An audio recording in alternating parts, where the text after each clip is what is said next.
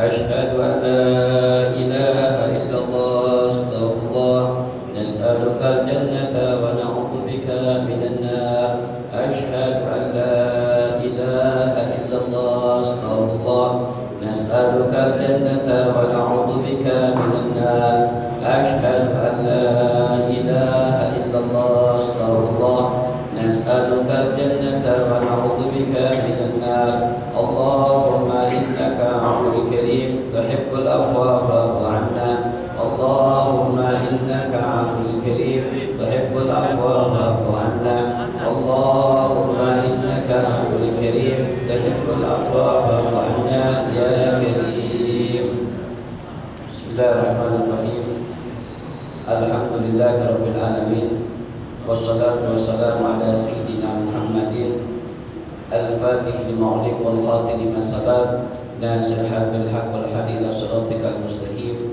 وعلى آله وصحبه حق قدره ومقداره العظيم سبحانك لا علم لنا إلا ما علمتنا إنك أنت العليم الحكيم رب اشرح لي صدري ويسر لي أمري واحلل عقدة من لساني يفقهوا قولي وسدد لساني واهدي قلبي بحق سيدنا محمد صلى الله عليه وسلم اللهم ارزقنا فهم النبي وحفظ المرسلين وإلحاح الملائكة المقربين اللهم أغننا من علمي وزينا بحلمي وأكرمنا من تقوى جميلنا بالعافية يا أرحم الراحمين يا فتاح يا عليم يا فتاح يا عليم يا فتاح يا عليم افتح علينا فتحا قريبا اللهم نسألك علما لدني وشرف صافي يا وهاب يا غني وصلى الله على سيدنا محمد نبي الأمي وعلى آله وصحبه وسلم الحمد لله رب العالمين.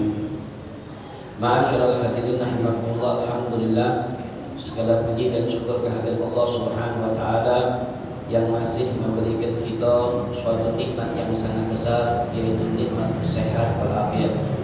Dengan nikmat sehat walafiat kita bisa untuk melaksanakan salat zuhur berjamaah dan duduk di dalam salah satu majlis yang penuh barakah, majlis yang penuh rahmat, majlis yang penuh maghfirah dari Allah Subhanahu wa taala, insyaallah, amin ya rabbal alamin. Salawat dan salam atas junjungan kita Nabi besar Muhammad sallallahu alaihi wasallam, pada para sahabatnya dan para pengikutnya hingga yaumul qiyamah. Ma'asyiral hadirin rahimakumullah, alhamdulillah kita sekarang masih di dalam bulan suci Ramadan. Bulan yang sebagaimana yang dikatakan oleh Rasul sallallahu alaihi wasallam, awwalur rahman wa awsatul maghfirah wa akhirul ridqun minan nar. Awal di dalam bulan suci Ramadan Allah turunkan rahmat, dan di pertengahan bulan suci Ramadan Allah memberikan pengampunan, dan di akhir bulan suci Ramadan yaitu Allah bebaskan dari azab api neraka Allah Subhanahu wa taala. Alhamdulillah kita sekarang masih di dalam ridqun minan nar, hari yang mana Allah membebaskan daripada azabnya api neraka Allah Subhanahu wa taala bagi seseorang yang ingin mendapatkan pembebasan. Dengan apa? Dengan memperbanyak amal ibadah kepada Allah Subhanahu wa taala.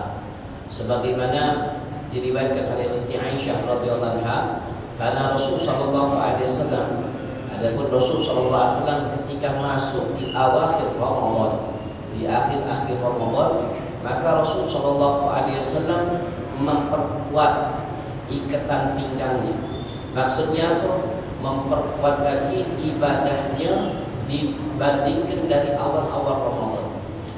Sampai-sampai Rasulullah SAW al-qiyamul lail wa qum ahluhu, dan membangunkan daripada keluarganya, anaknya, istrinya untuk melaksanakan qiyamul lail dan diisi dengan tilawah Al-Quran.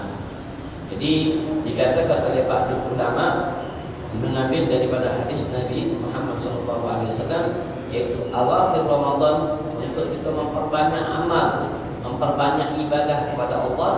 Kalau kita ingin mendapatkan pengampunan dari Allah Subhanahu wa taala dan ingin mendapatkan rahmat dari Allah dan juga ingin dibebaskan azab api neraka Allah Subhanahu wa taala, kita isi hari-hari kita yaitu dengan banyak ibadah kepada Allah. Karena ibadah yang kita lakukan, hari-hari yang kita laksanakan dengan dekatnya kita dengan Allah Subhanahu wa taala, ini sebab untuk kita bisa menghapus dosa bagi kita. Jadi banyaknya kita amal, banyaknya kita beribadah, banyaknya kita dekat sama Allah, ini sebab untuk kita turunnya daripada rahmatnya Allah. Sampai kan pernah dijelaskan, kita ini tidak akan bisa masuk di dalam surganya Allah kecuali dengan dua perkara. Jadi kita tidak akan bisa masuk walaupun dengan banyaknya ibadah kepada Allah. Tidak akan kita masuk surga kecuali dengan dua perkara. Yang pertama dengan rahmatnya Allah. Yang kedua dengan syafaat Nabi kita Muhammad. Ini dengan rahmatnya Allah. Bagaimana caranya kita ingin mendapatkan rahmatnya Allah? Yaitu dengan banyaknya ibadah.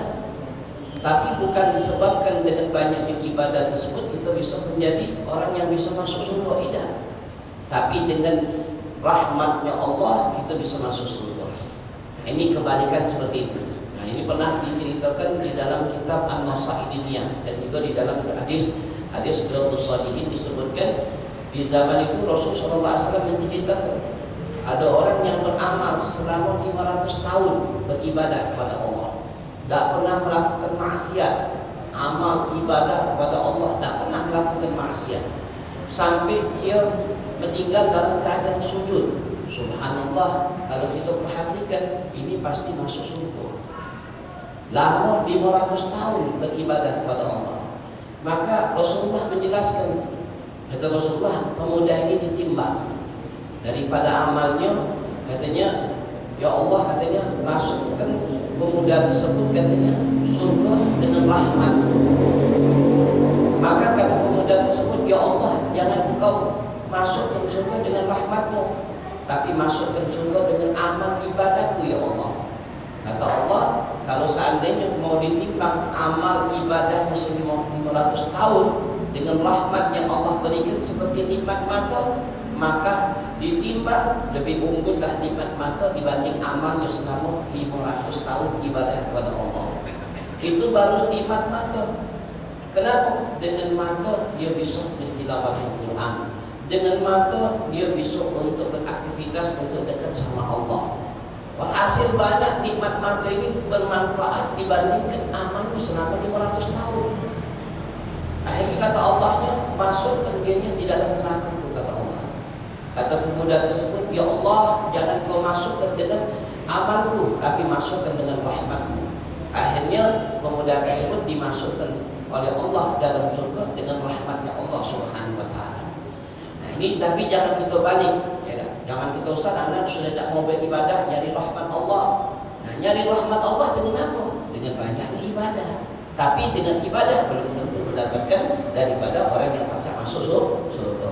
Nah, dengan rahmat Allah bagaimana? Dengan banyaknya ibadah, berusaha ibadah kepada Allah, insya Allah Allah akan turunkan rahmatnya. Nah, begitu juga orang yang ibadah kepada Allah bisa menghapus dosa. Sebab dari orang yang melaksanakan ibadah bisa menghapus dosa. Sebab dikatakan oleh Allah di dalam Al-Quran, ulaika yubaddilullahu sayyi'atin hasanah. Dikatakan oleh Allah, akan aku akan ganti seseorang yang melakukan perbuatan jelek, mungkin yang lampau, yang dulu dia sadar atau tidak sadar, maka dengan dia melakukan perbuatan baik, maka Allah ganti dengan perbuatan baik. Jadi dengan kita selalu melakukan amal ibadah kepada Allah, yang dosa-dosa itu yang lampau itu akan dihapus dosa oleh Allah Subhanahu wa ta'ala. Ini pernah diceritakan di dalam kitab Musyafatul Qulub, yaitu dikarenakan oleh Imam Ghazali rahimahullah ta'ala. Ada seorang pemuda dulu, dianya sering minum khamar, kemudian di antara dia minum khamar itu di zaman Sayyidina, yaitu Sayyidina Umar bin Khattab radhiyallahu anhu. Dia minum khamar, akhirnya dengan bawahnya khamar tersebut di jalan, akhirnya dia berjalan dari jauh, dia melihat daripada Sayyidina Umar. Ini melihat Sayyidina Umar ketakutan luar biasa. Ya, Sayyidina Umar, ya, ada syaitan lagi melihat bayangan Sayyidina Umar yang sudah lari, apalagi manusia yang maksiat kepada Allah. Ya, syaitan melihat bayangan Sayyidina Umar lari. Ini pemuda tersebut bawa botol khamar sampai dipegangnya dan dia melihat Sayyidina Umar. Takut luar biasa. Takut apa? Takut dihukum oleh Sayyidina Umar. Takutnya luar biasa. Akhirnya dia berniat dalam hatinya, ya Allah, katanya, kalau seandainya aku selamat, katanya, dari Sayyidina Umar ini, katanya, aku akan tinggalkan, tidak mau lagi aku untuk minum khamr, dan aku akan menjauhkan, aku taubat benar-benar kepada Engkau, ya Allah. Akhirnya subhanallah betapa papasan dengan Sayyidina Umar. Maka Sayyidina Umar bertanya, dari mana engkau? Aku katanya, dari kampung sebelah. Apa yang kau bawa? Aku bawa cukup, wahai Sayyidina Umar. Bawa cukup. Tadi dia bawa khamr, dia ngomong bawa cukup. Akhirnya subhanallah, kata Sayyidina Umar, katanya, aku pengen lihat, katanya. Subhanallah, tidak kali Sayyidina Umar, subhanallah, khamr tadi berubah menjadi cukup. Kata Imam Ghazali, subhanallah, ini pemuda ini, Allah ganti dari khamr menjadi cukup karena takut sama makhluk Allah. Cuma takut sama makhluk Allah. Maknanya kalau seandainya kita takut sama Allah, maka lebih daripada itu, dosa yang kita di seluruhnya yang kita lakukan akan diganti seluruhnya dengan suatu kebaikan. Telah dikatakan oleh Allah, "Ulaika yubaddilullahu sayyi'atin hasanah." Allah akan merubah daripada kejelekan kita dengan perbuatan yang baik. Itulah yang pentingnya tanamkan pertama kali, yaitu dengan kita bertakut sama Allah dan memperbanyak amal ibadah kita kepada Allah. Ini bisa menghapus daripada dosa yang kita lakukan. Begitu juga daripada itqun minan nar, cara untuk kita mendapatkan pembebasan dari azab api neraka. Itu banyak-banyak kita bangun malam sebagaimana Rasulullah SAW, yaitu dia menganjurkan daripada keluarganya untuk bangun malam. Dibangun dia. Sampai dikatakan Abu Ishaq, katanya, pernah dia pengen belajar dengan Imam Ahmad bin Hanbal, pengen belajar ilmu hadis. Akhirnya Imam Ahmad, katanya, ditaruhnya kalau kita dinamanya itu ember berisi air. Untuk apa? Untuk dia melaksanakan atau qada hajat, atau dia melaksanakan sholat pada malam hari. Kemudian pemuda tersebut, Abu Ishaq, katanya, dia tidak melaksanakan sholat malam, tertidur dianya. Besok hari dia dipanggil dari Imam Ahmad, ente datang sini untuk apa? Anak untuk belajar, katanya, belajar ilmu hadis. Kata Imam Ahmad, katanya, orang yang tidak bangun malam, tidak tahajud, tidak pantas untuk belajar ilmu hadis. Ini subhanallah, ini didikan daripada a'immah kita, ulama-ulama kita, datang Quran yang qiyamul lail. Jangan sampai kita meninggalkan waktu malam. Ini sampai dikatakan Imam Syafi'i rahimahullah taala, katanya, Imam Syafi'i mengatakan, katanya, aku melaksanakan, katanya, amal-amal aku, ibadah, sholat, ibadah, ngajarnya aku, katanya, ngarang kitab, aku yang paling banyak manfaatnya yaitu al-qiyamul lail. Waktu aku sholat malam itu yang lebih banyak manfaatnya ketika aku dekat sama Allah. Nah, ini yang harus kita hidupkan lagi, qiyamul lail. Terutama qiyamul lail diisi dengan Al-Quran. Nah, ini diisi dengan Al-Quran. Kenapa? Karena ketika kita baca Al-Quran, satu huruf yang kita baca Al-Quran, ini bisa mendapatkan 100 kebaikan. 100 kebaikan dikatakan oleh Sayyidina Ali bin Abi Thalib.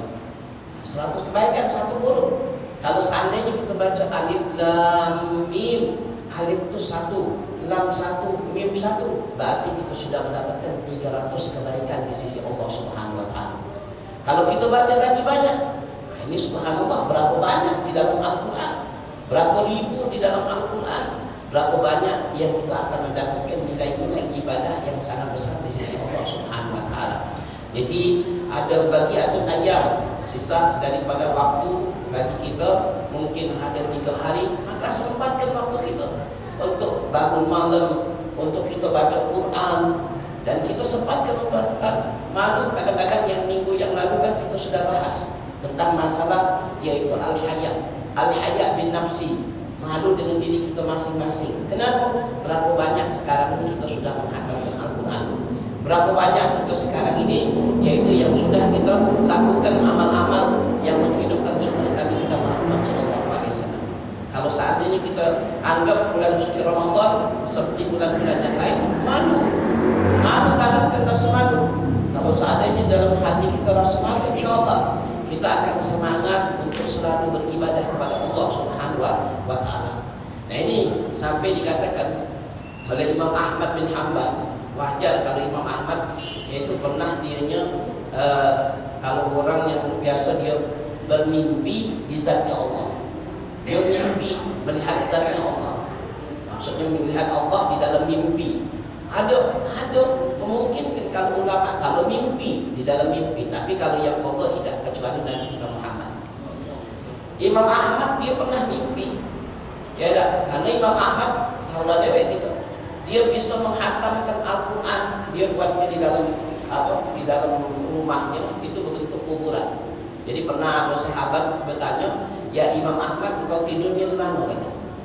Kata Imam Ahmad, anak tidur di sini. Kata. Di mana? Di dalam kuburan. Subhanallah. Kalau kita diranjang tempat emak, ini dalam kubur. Ya, kenapa? Dia di situ diisinya baca Quran 70.000 kali hatam seumur hidupnya. Untuk apa? Untuk persiapan di dalam kubur, kata Imam Ahmad. 70.000 kali hatam Quran. Kalau kita berapa banyak hatam Quran? Ya, di dalam kehidupan kita, maka umur kita berapa sekarang ini? Mungkin ada yang umur, ada yang 40, ada yang 50, ada yang 60. Berapa kali hatam Quran? Berapa kali kita bisa untuk menghatamkan Quran? Ini Imam Ahmad 70.000 kali hatam Quran. Bayangkan kita. Akhirnya apa? Imam Ahmad di dalam mimpinya dia ngomong sama Allah. Ya Allah, katanya, amalan apa yang aku bisa dekat sama Engkau ya Allah? Kata Allahnya, kalami, ucapan aku yaitu Al-Quran. Maka ditanya lagi, ya Allah, katanya, paham atau tidak paham? Kata Allah, paham. Tidak paham orang yang banyak baca Quran, yaitu orang yang dekat sama aku, kata Allah. Ini subhanallah. Jadi kita dianjurkan banyaklah dekat dengan Al-Quran. Subhanallah, Allah akan berikan jalan mudah akan dirinya. Urusan dunia, urusan akhirat dipermudah oleh Allah karena sebab baca Quran. Nah, ini kadang-kadang kita sudah akhir-akhir, ya di ajil Id, disebabkan Id meninggalkan sholat tarawih. Sebabkan Id kita disebutkan untuk kita bersihkan rumah, meninggalkan daripada kewajiban. Sampai sebab Id, ya disebabkan Id Idul Fitri kita sampai meninggalkan baca Quran. Disebabkan ada Id kita bisa meninggalkan daripada sesuatu sunnah Nabi kita Muhammad SAW. Nah, ini rugi bagi kita. Ini yang dikatakan oleh banyak ulama, maka waktu kita masih berapa hari, maka gunakan. Jangan kita nak tunggu tahun depan, 1 tahun depan baru anak siap untuk ibadah, tidak. Masih waktu bagi akhir ayam, sisa waktu kita untuk kita dekat sama Allah Subhanahu wa Ta'ala. Mungkin sisa waktu inilah yang kita bisa mendapatkan nilai yang sangat besar di sisi Allah Subhanahu wa Ta'ala. Nah, ma'asyiral hadirin rahimakumullah, yang pertama yaitu dengan ibadah. Berbanyak ibadah. Yang kedua dikatakan oleh Rasul sallallahu alaihi wasallam, yaitu sisakan daripada rezeki kita untuk memperbanyak sedekah. Terutama pernah Anas bin Malik radhiyallahu anhu itu pernah bertanya kepada Rasulullah SAW, ayyul afdal sedekah? Pada hari apa yang paling afdal sedekah? Kata Rasulullah SAW, yaitu awakhir Ramadan. Di dalam akhir-akhir Ramadan, yaitu 10 daripada bulan akhir Ramadan, itu yang paling afdal hari untuk kita bersedekah, kata Rasulullah. Ini subhanallah, sedekah ini bukan kita macam-macam, karena nilainya sangat besar. Nilai ibadah itu sangat besar. Kenapa? Kita akan berikan contoh dan kita berikan kisah biar lebih untuk semangat kita untuk untuk mengeluarkan rezeki yang Allah berikan atas diri kita.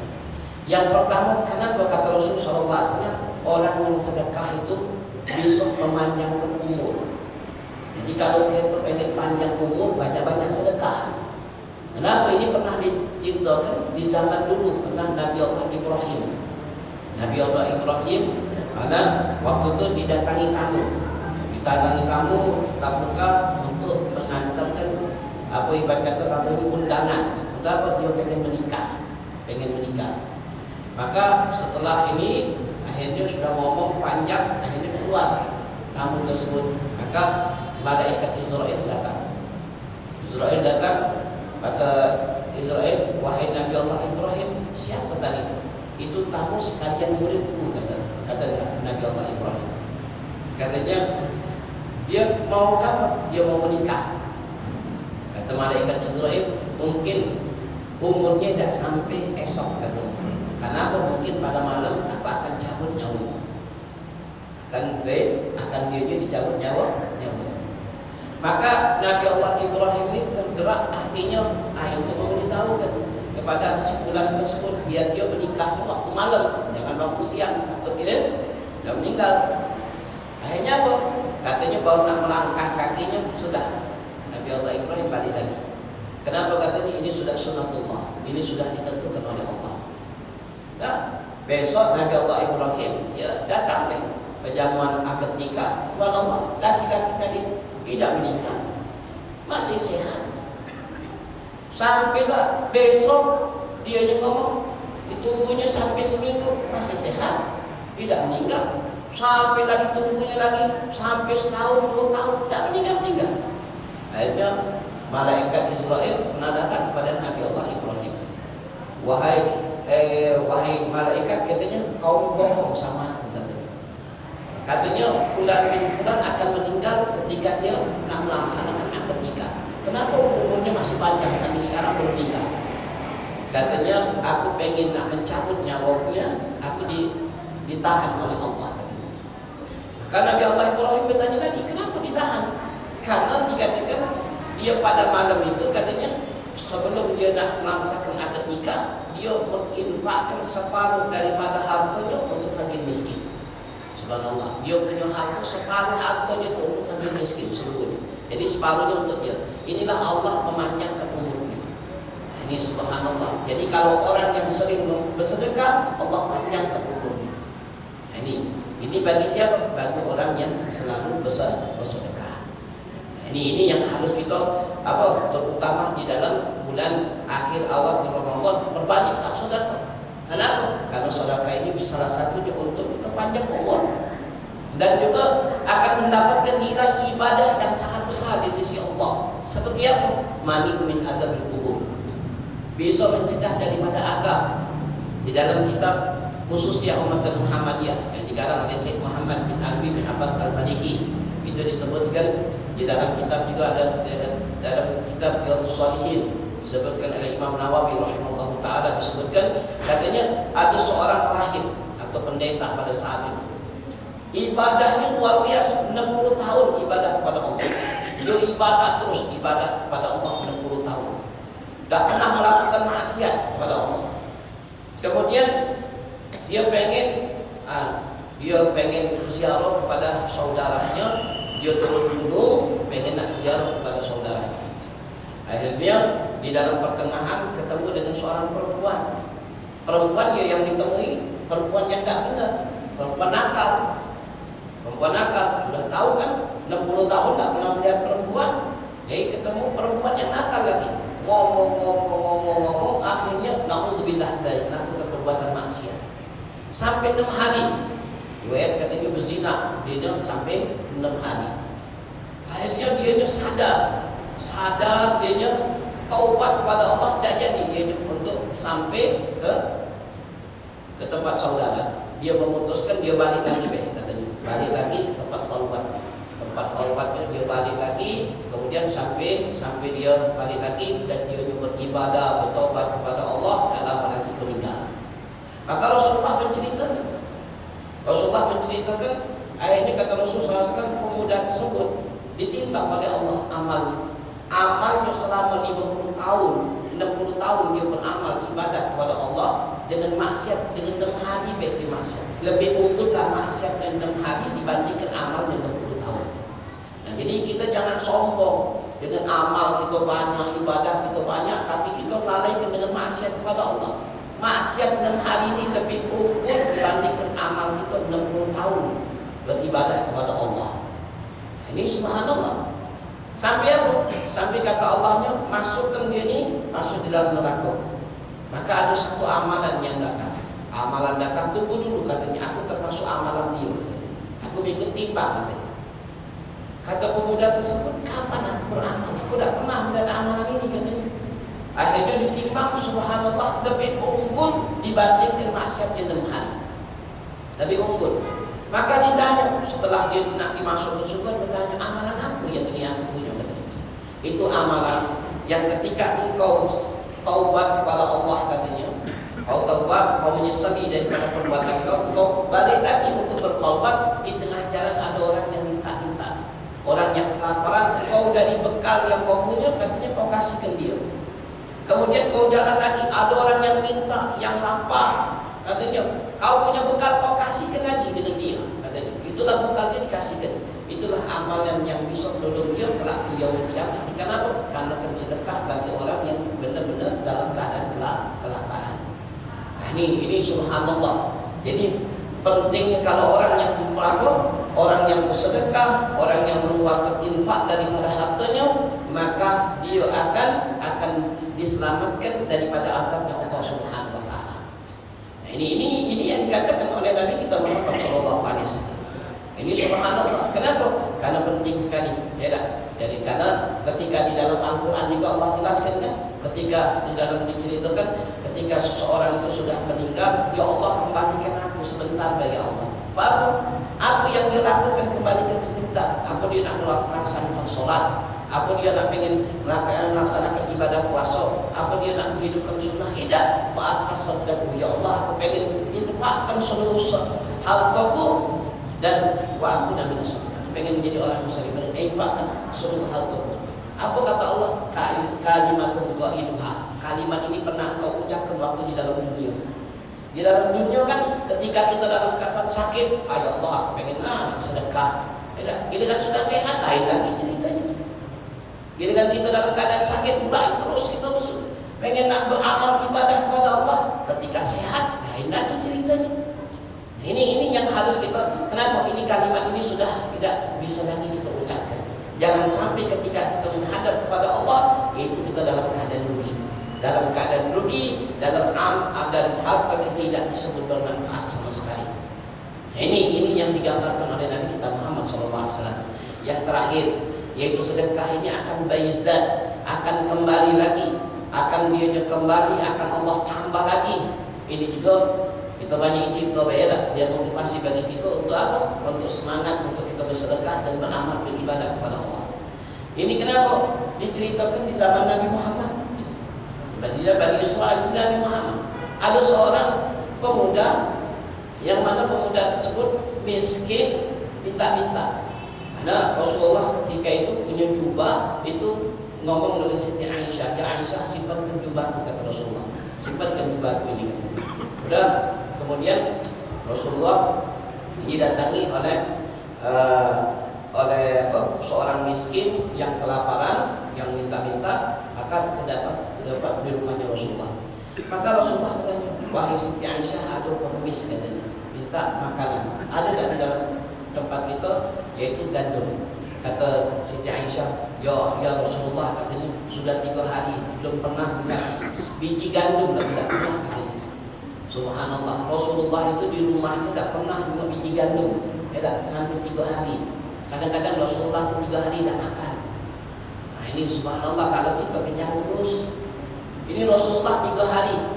Apa dikatakan oleh Abu Bakar Siddiq radhiyallahu anhu, katanya mundur aslam, katanya malas yasbak, katanya. Aku semenjak masuk Islam, kata Sayyidina Abu Bakar, belum merasa kekenyangan, kata Sayyidina Abu Bakar. Sayyidina Abu Bakar itu semenjak dia masuk Islam belum pernah merasa kenyang. Itu Sayyidina Abu Bakar Siddiq.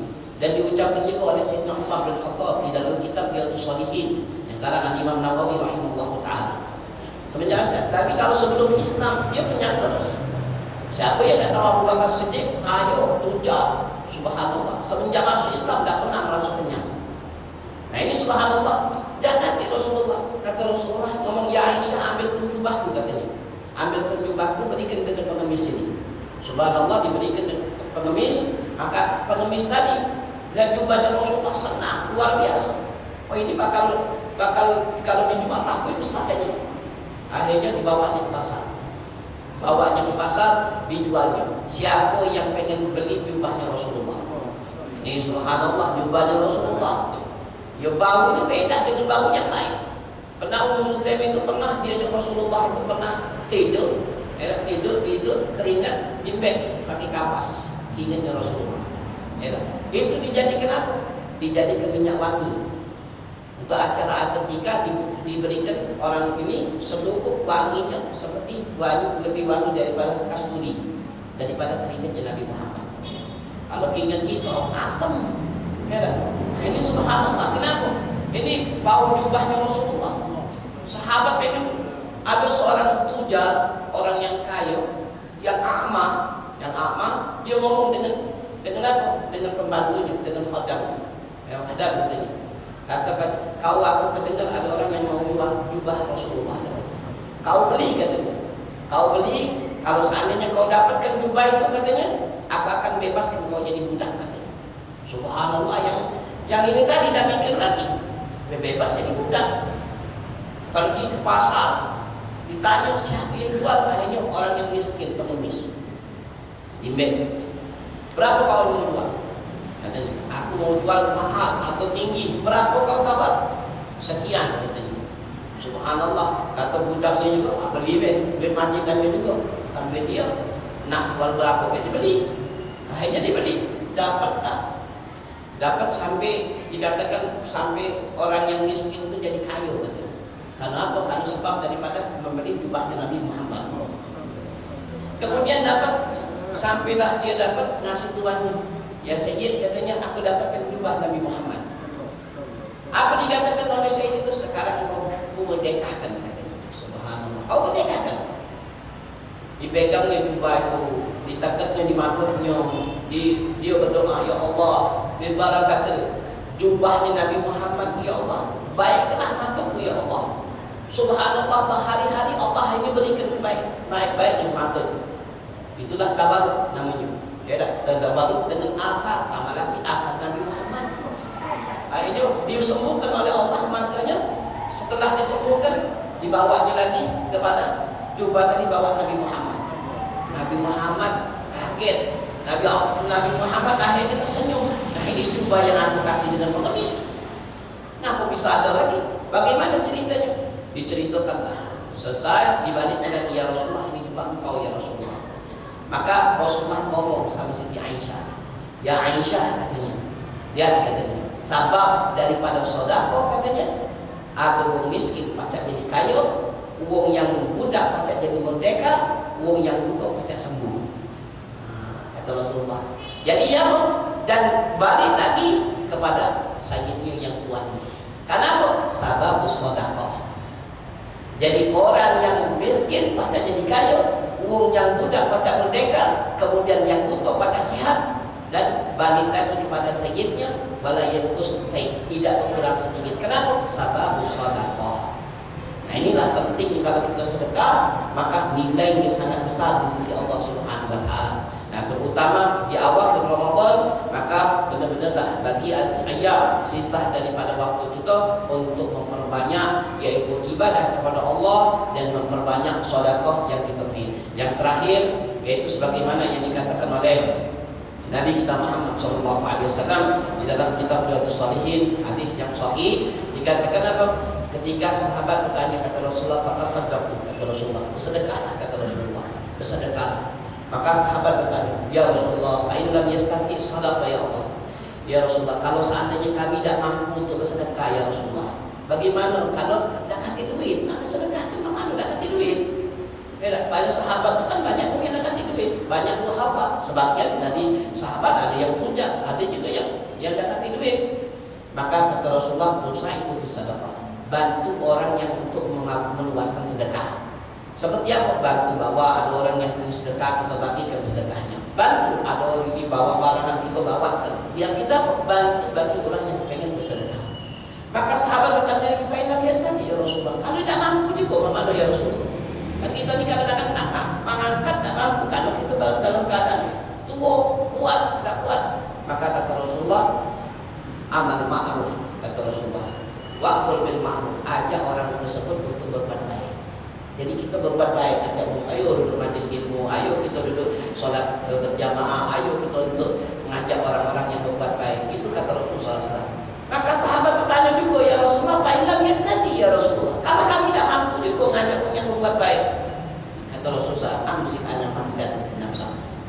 jaga maksiat engkau, jangan sampai maksiat kepada Allah. Jaga diri engkau daripada maksiat kepada Allah, itu termasuk sedekah.